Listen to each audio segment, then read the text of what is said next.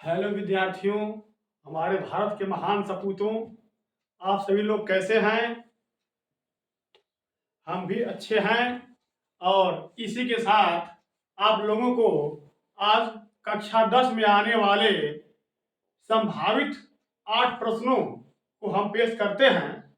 कृपया इसे भली भांति लर्न कीजिएगा और यह ध्यान दीजिएगा कि यह बोर्ड में जरूर आ सकता है। जी, जैसा कि आप देख रहे हैं, आज का हमारा टॉपिक है प्रकाश का परावर्तन। प्रकाश का परावर्तन हमने फिगर बना रखा है। आप प्रकाश आ रहा है और चला जा रहा है। जैसा कि आप जानते हैं कि प्रकाश किसी माध्यम में टकराकर पुनः अपने तल पर वापस चला जा रहा है, यानी जिधर से आ रहा है उधर परावर्तित हो जा रहा है। इस प्रक्रिया को प्रकाश का परावर्तन कहते हैं।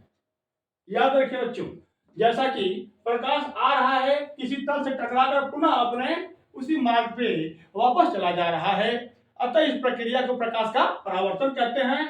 यह जिस बिंदु पर टकराता है उस बिंदु से हम एक बीच में उसका अर्धक खींचे हैं, जिसका नाम नॉर्मल या अभिलंब होता है। इसमें आर और आई ये दो कोण होते हैं और ये दोनों कोण आपस में बराबर होते हैं।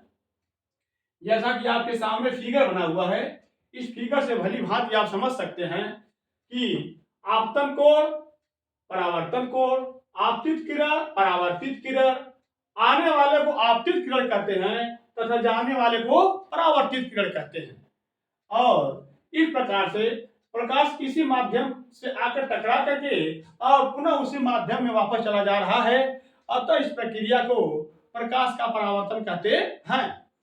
जैसा कि आपके सामने पेश है, इस फिगर को बना लीजिए। हमने एक दर्पण रखा है M1 M2, प्रकाश की किरण आ रही है बिंदु बी पर टकरा करके पुनः बिंदु सी की तरफ वापस चली जा रही है, और बिंदु बी से बिंदु जेड तक हमने एक उसका अर्धक खींचा है, जो उस प्रकाश के परावर्तन को दो पार्टों में बांट रहा है, एक आने वाला और एक जाने वाला। तो जो जाने वाला कोण होता है वह परावर्तन कोण और जो आ रहा है वह आपतन कोण होता है। अतः आप देखिए, आपतित किरण, परावर्तित किरण, इन्हीं के बीच हमने एक अभिलंब खींचा है, जो अभिलंब इनको दो बराबर भागों में बांट रहा है। आपतन कोण को हम आर से दर्शाते हैं तथा परावर्तन कोण को आर से दर्शाते हैं और आपतन कोण को आई से दर्शाते हैं। सॉरी, आपतन कोण को आई से दर्शाते हैं, परावर्तन कोण को आर से दर्शाते हैं, और इसके बीच जो चलने वाला है वह अभिलंब होता है। जिससे कि आप के सामने प्रस्तुत कर रहे हैं, जरा इसको देखिए और भली भांति याद करिए। मैंने एक इंपॉर्टेंट क्वेश्चन आपके सामने पेश किया है। यह 8 महत्वपूर्ण क्वेश्चन हैं। पूरा दावे के साथ कह रहा हूं कि इन क्वेश्चनों में से 4 क्वेश्चन अवश्य फंसेंगे, अतः आप ये 8 क्वेश्चन भली भांति याद कर लीजिए, जो आपके बोर्ड एग्जाम में अवश्य आएंगे। जी, पहला क्वेश्चन है, आपतन तल किसे कहते हैं? आपतन तल किसे कहते हैं? पहला क्वेश्चन है, आपतन तल किसे कहते हैं? दूसरा है, निर्वात में प्रकाश की चाल कितना होती है? निर्वात में प्रकाश की चाल बतलाना है आपको, निर्वात में प्रकाश की चाल कितना होती है। दूसरा है, समतल दर्पण की फोकस दूरी होती है। समतल दर्पण की फोकस दूरी होती है, कहां होती है या किस पर होती है? आपको इसका जवाब देना है। समतल दर्पण की फोकस दूरी होती है। अब आप बताइए। चौथा क्वेश्चन है, उत्तल दर्पण से बनने वाले प्रतिबिंब की प्रकृति है।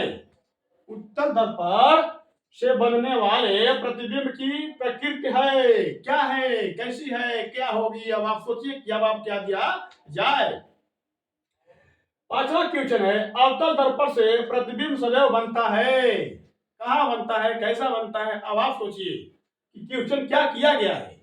ध्यान दीजिए, क्वेश्चन क्या किया गया है, इसका जवाब क्या होना चाहिए।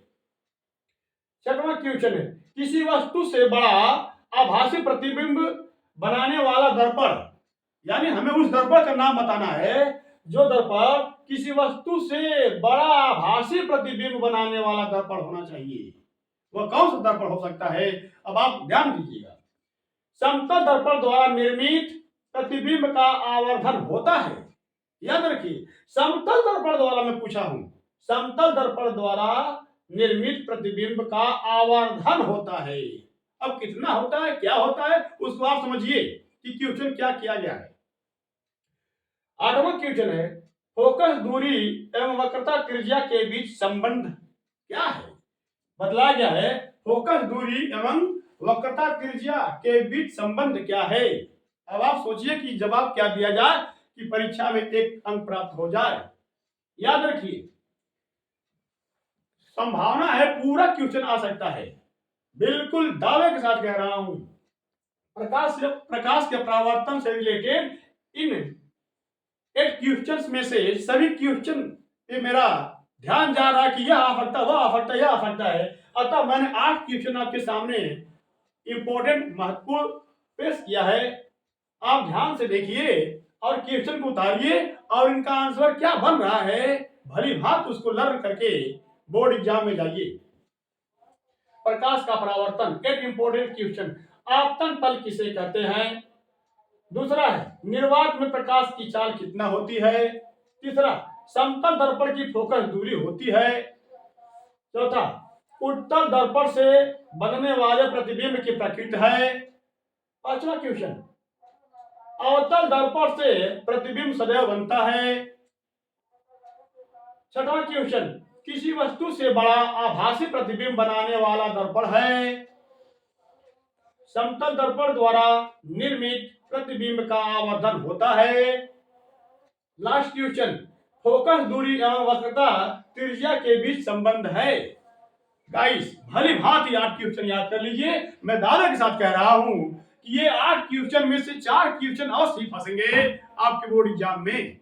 अतः इन 8 क्वेश्चन का जवाब क्या बन रहा है, क्या होता है, आप उसे भली भांति लर्न करके प्रैक्टिस कर लीजिए और अपने भविष्य को उज्जवल बनाइए, सुप्रीम बनाइए।